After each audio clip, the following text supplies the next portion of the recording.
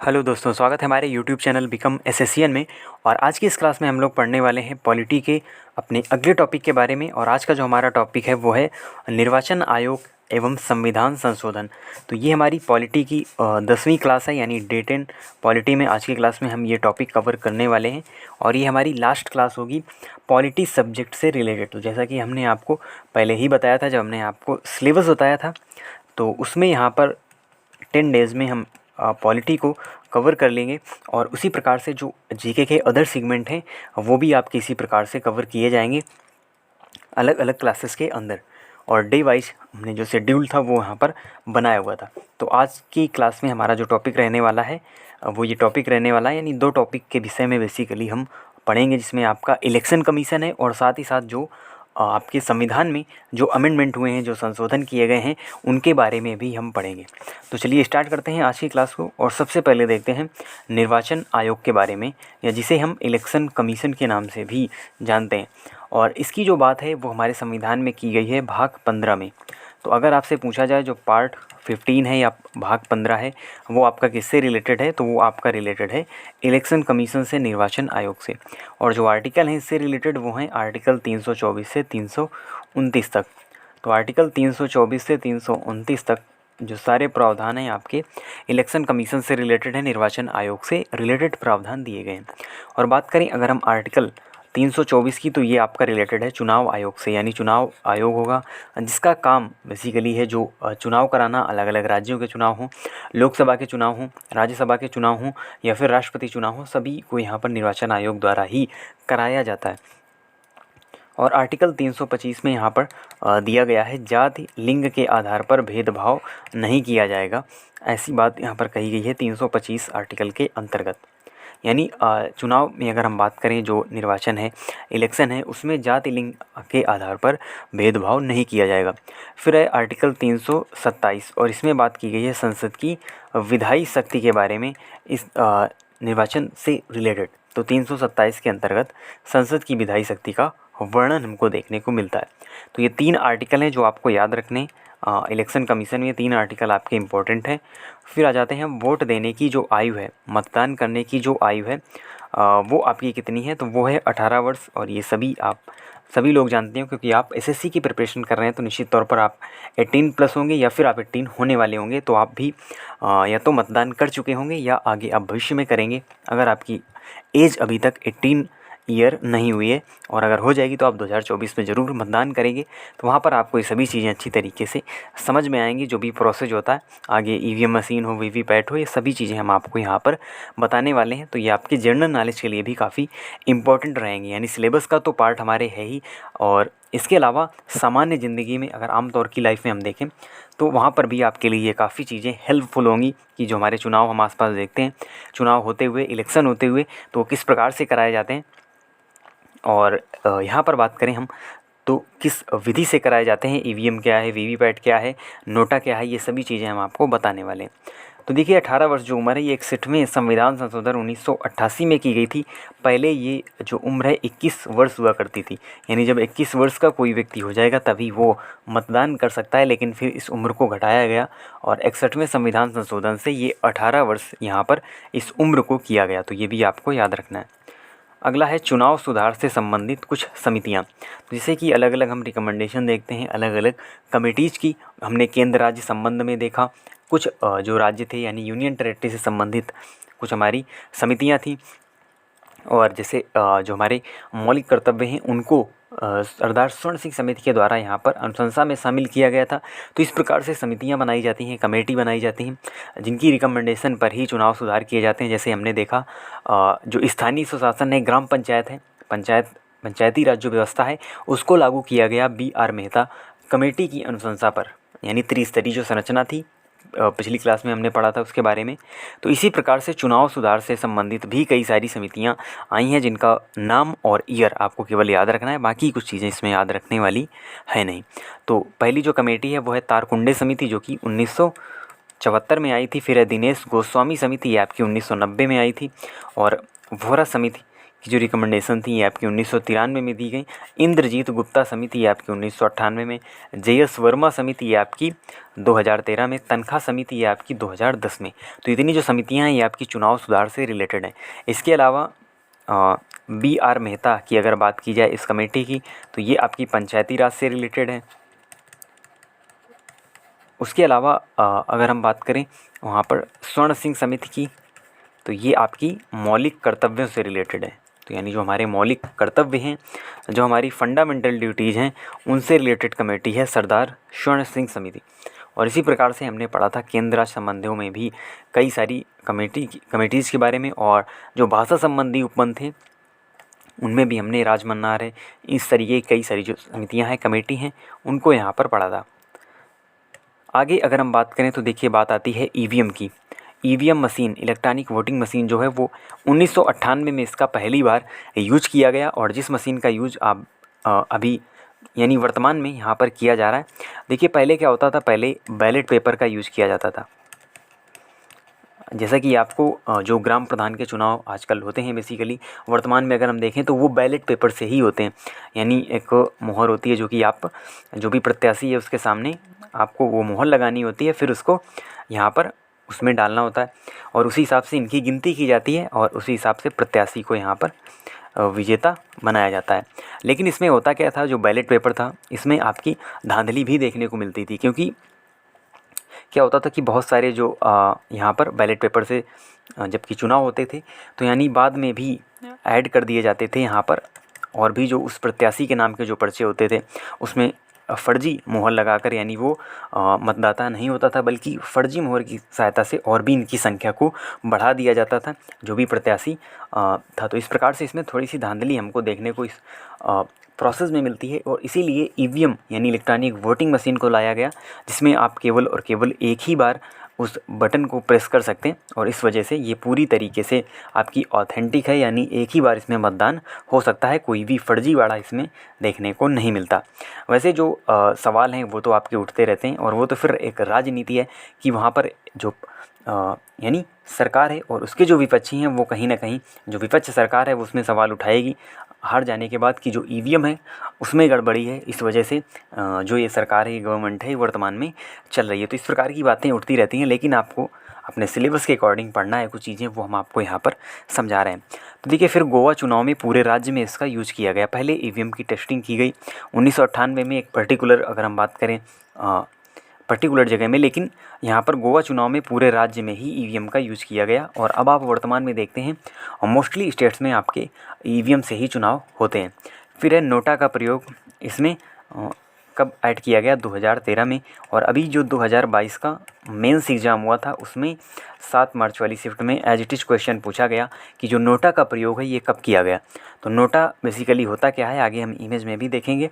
तो नोटा होता है फुल फॉर्म इसका नन ऑफ द एबव, यानी जब आप यानी वोट देने जाते हैं तो वहाँ पर अगर आपको कोई भी प्रत्याशी पसंद नहीं है लेकिन आपने मत का यूज करना चाहते हैं, क्योंकि वो मतदान परसेंटेज में आपका काउंट होता है, तो वो जब मतदान आप करना चाहते हैं तो कहीं ना कहीं आप वोट देने जाते हैं, और फिर वहाँ पर आपको उसमें प्रत्याशी के नाम के साथ आपको नोटा का ऑप्शन भी देखने को मिलता है। यानी आप अगर किसी को वोट नहीं देना चाहते तो आप नोटा का यूज कर सकते हैं, आपको कोई भी प्रत्याशी पसंद नहीं है तो।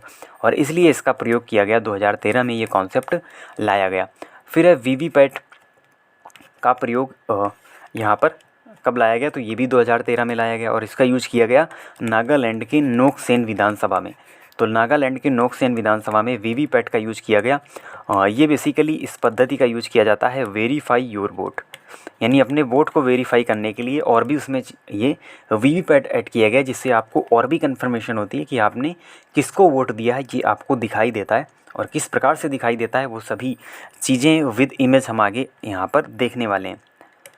तो देखिए सबसे पहले ये है आपकी EVM मशीन पूरी होती है, और नीचे जो आपका ऑप्शन होता है सबसे लास्ट में, ये सभी आपके कैंडिडेट होंगे, जितने भी कैंडिडेट सभी का यहाँ पर चुनाव चिन्ह होगा, और यहाँ पर ये जो बटन है ये आपको प्रेस करनी होती है, और ये जब आप प्रेस करेंगे तो यहाँ पर रेड लाइट जलेगी, और सबसे नीचे होता है यहाँ पर नोटा का ऑप्शन, यानी आपको कोई भी प्रत्याशी पसंद नहीं है तो आप नोटा का ऑप्शन यहाँ पर चूज कर सकते हैं। और ये आपकी टोटल पूरी EVM मशीन होती है। तो ये आप इस इमेज में देख सकते हैं, ये है आपकी EVM मशीन। और अगर आपने वोट दिया होगा, लोकसभा के आपके इलेक्शन हो या फिर विधानसभा के इलेक्शन हो, वहीं पर इसका यूज़ किया जाता है। जो ग्राम पंचायत के आपके चुनाव होते हैं उसमें इसका यूज़ नहीं किया जाता। तो उसमें अगर आपने वोट किया होगा तो आपको प्रोसेस अच्छी तरीके से पता होगा कि यहाँ पर एक कंट्रोलर मशीन होती है, जिसमें वहाँ पर जो अधिकारी होता है वो यहाँ पर बैठा रहता है। इस मशीन से ही वो इस चीज़ों को कंट्रोल किया जाता है। और ये है आपका वीवीपैट। और वीवीपैट का बेसिकली जो फुल फॉर्म है क्या होता है, voter verifiable paper audit trail. तो ये वीवीपैट का आपका फुल फॉर्म होता है और इसकी सहायता से ही जो आप अपने वोट को क्या कर सकते हैं, वेरीफाई कर सकते हैं।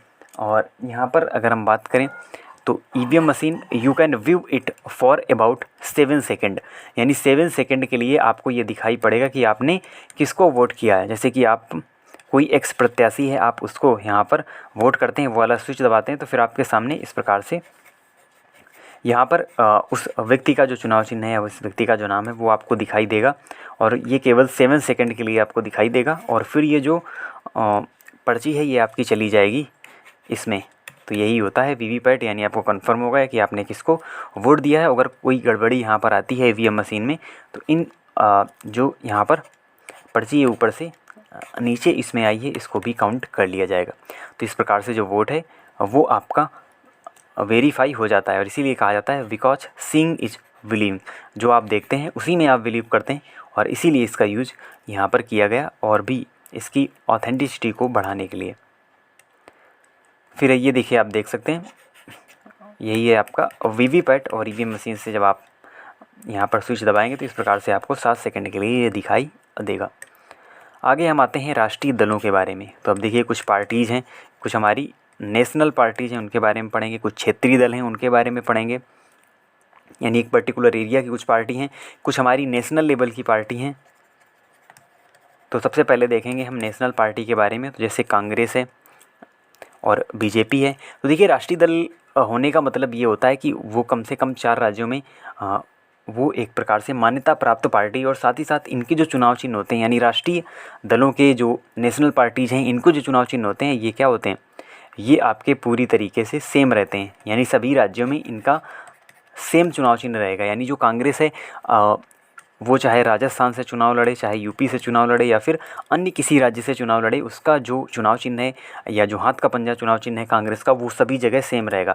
उसी प्रकार से बीजेपी का जो चुनाव चिन्ह है कमल का फूल, वो आपका सभी जगह सेम रहेगा। वो कोई नॉर्थ ईस्ट के राज्य से चुनाव लड़े या फिर किसी यूपी से चुनाव लड़े, एमपी से चुनाव लड़े, सभी जगह उसका चुनाव चिन्ह सेम रहेगा। तो ये अंतर होता है नेशनल पार्टी में।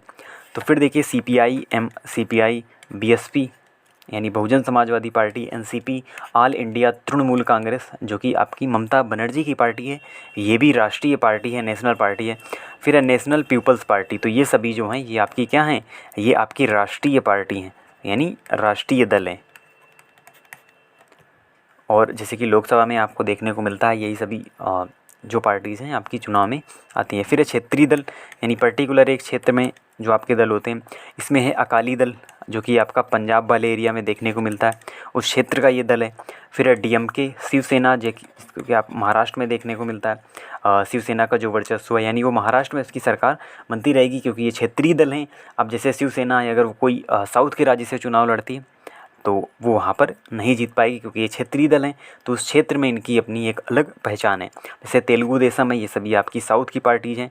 डीएमके ये आपकी साउथ की पार्टीज़ हैं, वहीं पर इनको जीत मिलती रहती है। और फिर हरियाणा कांग्रेस, तो इसका हरियाणा में वर्चस्व है हरियाणा कांग्रेस का। तो इस प्रकार से ये जो हैं ये क्या हैं, ये आपके क्षेत्रीय दल हैं। और राष्ट्रीय दल ऊपर हमने देखे, फिर ये हमारे क्या हैं, ये हैं क्षेत्रीय दल। और ये आप देख सकते हैं इमेज में भी, ये चुनाव चिन्ह है सभी जो नेशनल पार्टीज़ हैं। ये आपका सीपीआई का यहाँ पर चुनाव चिन्ह है। फिर ये आपका कांग्रेस हो गया, बीजेपी हो गया, बीएसपी हो गया, ये आपका तृणमूल कांग्रेस का हो गया, और ये आपका नेशनल जो पीपल्स पार्टी है उसके चुनाव चिन्ह यहाँ पर आप देख सकते हैं। फिर अगला हमारा टॉपिक आता है संविधान संशोधन, यानी जो कॉन्स्टिट्यूशनल अमेंडमेंट हैं उनके बारे में हम यहाँ पर पढ़ने वाले हैं, यानी जो संशोधन किए गए। तो देखिए, वैसे तो संशोधन टोटल अगर हम बात करें तो लगभग 104 संशोधन हमारे संविधान में अभी तक किए जा चुके हैं। यानी 1950 में संविधान को लागू किया गया और आज 2023 चल रहा है, और इतने सालों के बीच में 100 प्लस यानी 100 प्लस जो संशोधन है वो हमारे संविधान में किए जा चुके हैं। और इनमें लेकिन सभी आपके लिए इम्पोर्टेंट नहीं है, कुछ जो इम्पोर्टेंट हैं वही हम आपके लिए लेकर आएँ। और इसमें सबसे पहले है 42वां संविधान संशोधन, जिसे मिनी संविधान के नाम से भी जाना जाता है, जो कि आपका 1976 में इस संशोधन को किया गया था। इसमें अन्य चीज़ें भी ऐड की गई, लेकिन जो इम्पोर्टेंट चीज़ है वो है संविधान की प्रस्तावना में समाजवादी, पंथ निरपेक्ष और अखंडता जैसे जो शब्द हैं वो आपके ऐड किए गए। तो प्रस्तावना में आपका केवल और केवल एक बार ही अमेंडमेंट किया गया है, एक बार ही संशोधन किया गया है, और ये किया गया है 1976 में 42वें संविधान संशोधन के अंतर्गत। फिर है 44वां संशोधन 1978, और इसमें संपत्ति के अधिकार को कानूनी अधिकार बनाया गया। तो देखिए, जो संपत्ति का अधिकार है पहले क्या हुआ करता था, ये एक मूल अधिकार हुआ करता था, और फिर इसे बनाया गया कानूनी अधिकार। तो इस प्रकार से जो हमारा संपत्ति का अधिकार था, अब इसको 300 आर्टिकल में यहाँ पर डाला गया। पहले ये आर्टिकल 31 हुआ करता था, जब ये मूल अधिकार की श्रेणी में हुआ करता था, लेकिन अब ये कानूनी अधिकार है, तो अब इसको 300 का में शामिल किया गया। फिर है 52वां संविधान संशोधन 1985। तो 1985 में 52वां संविधान संशोधन किया गया, जिसके अंतर्गत 10वीं अनुसूची को शामिल कर दल बदल कानून से संबंधित प्रावधान दिए गए। यानी जो पार्टी बदलने का जो नियम है उससे संबंधित जो प्रावधान है वो वहाँ पर दिया गया, और जो 10th शेड्यूल है उसको यहाँ पर ऐड किया गया। और वर्तमान में हम देखते हैं 12 यहाँ पर अनुसूचियाँ हैं हमारे संविधान में। पहले ये 8 हुआ करती थी मूल संविधान में, फिर समय समय पर इनको ऐड किया गया। जैसे 1985 में 10वीं अनुसूची को ऐड किया गया। फिर आगे हम देखेंगे तो 69 नंबर का जो संशोधन है 1991 का, ये आपका दिल्ली के संबंध में विशेष उपबंध दिए गए 69वें संविधान संशोधन में। फिर आता है 73वां संविधान संशोधन 1992, और ये आपका पंचायती राज से रिलेटेड है, और इसके अंतर्गत ही पार्ट 9 में आपके 243 से 243 ओ तक जो आपके सभी प्रावधान दिए गए हैं पंचायती राज से रिलेटेड। फिर आता है 74 नंबर का संशोधन नगर पालिका से संबंधित है, ये आपका म्यूनसिपैलिटी से संबंधित है। और 73वें संविधान संशोधन में आपकी 11th अनुसूची ऐड की गई, और 74वें संविधान संशोधन में आपकी 12वीं अनुसूची ऐड की गई, जो कि नगर पालिका से रिलेटेड है, और 11वीं अनुसूची पंचायती राज से रिलेटेड है। फिर 86वां संविधान संशोधन 2002 में किया गया, जिसमें 6 से 14 वर्ष की आयु के सभी बच्चों को निःशुल्क एवं अनिवार्य शिक्षा को मूल अधिकार बनाया गया। तो 21A में आर्टिकल 21 क्या है, आर्टिकल 21 है आपका जीवन जीने का अधिकार, और उसी में 21 के ए में इसको ऐड किया गया कि जो 6 से 14 वर्ष के बच्चे हैं उनको निःशुल्क एवं अनिवार्य शिक्षा देना उनका मूल अधिकार है। और फिर है 91वां संविधान संशोधन 2003, और 91वें संविधान संशोधन 2003 में वहाँ पर मंत्रिपरिषद में सदस्यों की कुल संख्या के 15% से अधिक न होने का प्रावधान है। यानी जैसे जो मंत्रिपरिषद है, जो कैबिनेट है, जो कैबिनेट यहाँ पर बनती है, उसमें जो संख्या होनी चाहिए वो कुल संख्या के 15% से अधिक नहीं होनी चाहिए। जैसे मान लीजिए टोटल आपकी लोकसभा में जैसे आप सदस्य देखते हैं तो 545 वर्तमान में सीटें हैं, लेकिन जैसे कि मान लो सीटें हों 100, तो जो हम बनाएंगे क्या, कैबिनेट बनाएंगे, उसमें जो सदस्यों की संख्या है वो 15 से ज़्यादा नहीं होनी चाहिए। ऐसा नहीं है कि वहाँ पर सीटें हैं 500 और आपने कैबिनेट बना ली 100 की, तो ऐसा नहीं हो सकता। तो इससे रिलेटेड प्रावधान आपका 91वें संविधान संशोधन 2003 में दिया गया है। फिर है 97वां संविधान संशोधन 2011, इसमें सहकारी समिति के गठन का यहाँ पर प्रावधान दिया गया है। फिर है 100वां 100 नंबर का, और इसीलिए ये इम्पोर्टेंट हो जाता है क्योंकि ये 100वां संविधान संशोधन है, और ये किया गया 2015 में, और इसके अंतर्गत भारत बांग्लादेश के बीच भूमि सीमा समझौते से ये संबंधित है संशोधन। फिर है 103वां संविधान संशोधन 2019, और इसमें EWS को 10% आरक्षण दिया गया। और EWS का मतलब जो इकोनॉमिक वीकर सेक्शन है, जैसे कि आप देखते हैं UR कैटेगरी है, जनरल कैटेगरी जिसे हम कहते हैं, उसी से ही EWS को यहाँ पर निकाला गया है इकोनॉमिक वीकर सेक्शन को, और इसको भी 10% आरक्षण दिया गया। और इसीलिए आप देखते हैं बात करें अगर हम SSC एग्ज़ाम्स की, तो उसमें भी आप देखते हैं UR की कट ऑफ आती है, आपकी OBC की कट ऑफ आती है, और EWS की कट ऑफ भी अलग से आती है, जो कि आपकी OBC के लगभग बराबर या OBC से कम होती है। और इसी प्रकार से SC ST तो पहले ही आपके इनको आरक्षण मिला हुआ है, OBC को पहले ही आरक्षण मिला हुआ है, EWS को अभी आरक्षण दिया गया 10% का 103वें संविधान संशोधन 2019 में। फिर जो 104वां संविधान संशोधन है 2019 का, इसमें लोकसभा और विधानसभा में आंग्ल भारतीय समुदाय के प्रतिनिधित्व को यहाँ पर समाप्त कर दिया गया। जैसे कि आप देखते थे 552 मैक्सिमम संख्या हो सकती है जिसमें 2 आंग्ल भारतीय एंग्लो इंडियंस को यहाँ पर राष्ट्रपति के द्वारा मनोनीत किया जाता था, तो उस प्रावधान को अब समाप्त कर दिया गया है इस संविधान संशोधन के अंतर्गत। तो 104 संशोधन यहाँ पर हो चुके हैं 2019 तक। अगर हम बात करें 2019 में ये संशोधन हुआ था, तो दोनों ही टॉपिक की जो हमारी थ्योरी है वो कंप्लीट हो चुकी है, यानी इलेक्शन कमीशन एंड जो अमेंडमेंट है उनके बारे में। तो दोनों से संबंधित अब हम यहाँ पर क्वेश्चन करने वाले हैं, जैसे कि हम हर एक क्लास में करते हैं और काफ़ी अच्छे लेवल के ये क्वेश्चन हमारे होते हैं। तो देखिए, आपको बताना है निम्न में से कौन सा एक क्षेत्रीय राजनीतिक दल है। तो देखिए, 2 टाइप की हमने आपको पार्टीज बताई थी, एक थी नेशनल पार्टी, एक थी आपकी क्षेत्रीय पार्टी। तो नेशनल पार्टी कौन कौन सी थी, तो हमने आपको बताया था कांग्रेस है, भाजपा है, CPI है, और उसके अलावा आपकी ऑल इंडिया तृणमूल कांग्रेस है, ये आपकी राष्ट्रीय पार्टी है, और उसके अलावा जो BSP है ये आपकी नेशनल पार्टी है। लेकिन यहाँ पर क्षेत्रीय दल पूछा गया है तो वो है अकाली दल, और अकाली दल आपको पंजाब वाले एरिया में देखने को मिलेगा। इस दल का जो वर्चस्व है, तो ये आपका एक प्रकार से क्षेत्रीय राजनीतिक दल है। अगला क्वेश्चन है, राष्ट्रीय मतदाता दिवस किस दिन मनाया जाता है। तो देखिए, ये जो दिवस है ये आपका मनाया जाता है 25 जनवरी को। तो 25 जनवरी को ही राष्ट्रीय मतदाता दिवस यहाँ पर मनाया जाता है। जो वोटर्स डे है वो आपका मनाया जाता है। अगला क्वेश्चन है, भारतीय निर्वाचन आयोग के अनुसार एक राष्ट्रीय दल के रूप में मान्य होने के लिए एक दल को कितने राज्यों में मान्यता प्राप्त राजनीतिक दल के रूप में होना आवश्यक है। यानी अगर आपको एक नेशनल पार्टी बनना है तो आपको कितने राज्यों में यहाँ पर एक मान्यता प्राप्त राजनीतिक दल होना चाहिए, यानी वहाँ पर आपकी कुछ संख्या निश्चित होती है, उतनी निश्चित संख्या में आपको सीटें मिली होनी चाहिए। तो ये जो प्रावधान है ये है कम से कम 4 राज्य। तो जैसे कि हमारे 28 राज्य हैं, तो कम से कम 4 राज्य में अगर कोई पार्टी एक मान्यता प्राप्त पार्टी बन जाती है तो उसको नेशनल पार्टी का जो टैग है वो यहाँ पर दे दिया जाएगा, और उसका भी जो चुनाव चिन्ह है वो क्या हो जाएगा, सेम हो जाएगा सभी पूरे ऑल इंडिया में। फिर निर्वाचन आयोग के प्रथम मुख्य निर्वाचक आयुक्त कौन थे। तो देखिए, पहले मुख्य निर्वाचन आयुक्त की बात की जा रही है यहाँ पर। तो चीफ इलेक्शन कमिश्नर यहाँ पर कौन थे प्रथम, अगर हम बात करें तो इसमें नाम आता है सुकुमार सेन का। तो सुकुमार सेन हमारे क्या थे, फर्स्ट चीफ इलेक्शन कमिश्नर थे। और वर्तमान में अगर हम बात करें तो जो अरुण गोयल हैं ये वर्तमान में मुख्य निर्वाचन आयुक्त हैं। तो वर्तमान अगर आपसे पूछे तो अरुण गोयल, जो कि आपका एक करंट का क्वेश्चन हो जाता है। और फर्स्ट पूछा जाए तो सुकुमार सेन। हीरालाल जे कानिया ये आपके फर्स्ट CJI थे, यानी प्रथम चीफ जस्टिस ऑफ इंडिया थे हीरालाल जे कानिया। फिर GV मावलंकर, तो ये आपके फर्स्ट लोकसभा स्पीकर थे। तो फर्स्ट लोकसभा स्पीकर की बात करें तो वो थे GV मावलंकर, और फर्स्ट चीफ इलेक्शन कमिश्नर वो थे सुकुमार सेन, फर्स्ट CJI हीरालाल जे कानिया, और वर्तमान मुख्य निर्वाचन आयुक्त अरुण गोयल। फिर दिनेश गोस्वामी समिति का संबंध किससे है।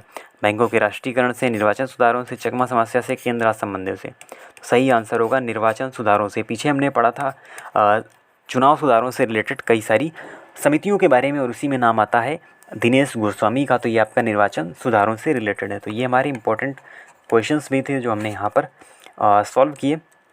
और देखिए, जो पॉलिटी है उसको हम कवर कर चुके हैं 10 क्लासेज में, 10 डेज़ में 10 क्लासेज में हम पॉलिटी को सभी टॉपिक यहाँ पर कवर कर चुके हैं। और इसके जो क्वेश्चन हैं बाद में हम मिक्स क्वेश्चन में इनके क्वेश्चन अलग से टोटल जो हमारी क्वेश्चंस की सीरीज होगी उसमें हम करेंगे। इस समय हम थ्योरी प्लस क्वेश्चन पढ़ रहे हैं जीके के हर एक सेगमेंट से रिलेटेड। तो देखिए, आगे हम क्या पढ़ने वाले हैं पॉलिटी के बाद। तो पॉलिटी के बाद हम जीके के एक सेगमेंट जियोग्राफी के बारे में पढ़ने वाले हैं। तो अब आपको आगे वाली जो क्लासेस मिलने वाली हैं, सबसे पहले आपको शेड्यूल मिलेगा कि क्या शेड्यूल रहने वाला है जियोग्राफी की क्लासेस का, जिसमें आपकी इंडियन जियोग्राफी है और साथ ही साथ यहाँ पर वर्ल्ड जियोग्राफी है। तो जियोग्राफी को हम 2 पार्ट में पढ़ते हैं, और ये भी आपकी लगभग 10 क्लास में यहाँ पर इंडियन प्लस वर्ल्ड जियोग्राफी को हम कवर करने वाले हैं। और विद इमेजेस अच्छी तरीके से हम पढ़ेंगे। जीके का ये सेगमेंट हमारा कंप्लीट होगा। फिर जो हमारे अदर सेगमेंट बचे हैं, साइंस हो या फिर हिस्ट्री हो, उनको भी हम कवर करेंगे थ्योरी प्लस क्वेश्चन। और जब सभी चीज़ें हमारी कवर हो जाएंगी तो फिर हम केवल और केवल जो क्वेश्चंस हैं उनकी प्रैक्टिस करने वाले हैं। तो मिलते हैं आपसे नेक्स्ट वीडियो में न्यू इम्पॉर्टेंट टॉपिक के साथ, और तब तक के लिए धन्यवाद।